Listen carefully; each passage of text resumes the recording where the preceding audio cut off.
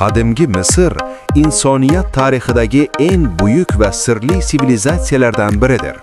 U Afrikaning shimoliy sharqida Nil daryosi bo'yida joylashgan bo'lib, aynan Nil daryosi tufayli bu hududda hayot paydo bo'lgan.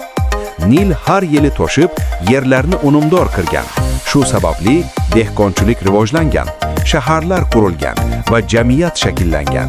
Shu tariqa ming yillar oldin buyuk bir sivilizatsiya vujudga kelgan. Qadimgi Misr davlati taxminan miloddan avvalgi 3150-yilda shakllangan. Shimoliy va janubiy Misr birlashib, yagona kuchli davlatga aylangan. Bu davlatni fir'avnlar boshqargan. Fir'avnlar oddiy podsho emas, balki Xudo vakili deb hisoblangan. Odamlar ularni muqaddas shaxs sifatida ko'rgan, ularga so'zsiz bo'ysungan. Fir'avnlar buyuk saroylar, ibodatxonalar va eng mashhur inshootlar piramidalarni qurdirgan. Piramidalar qadimgi Misrning eng buyuk mo'jizalaridan biridir.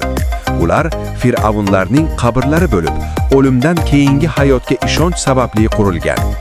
Eng mashhur piramida Buyuk Giza piramidasi bo'lib, u dunyoning 7 mo'jizasidan biri hisoblanadi.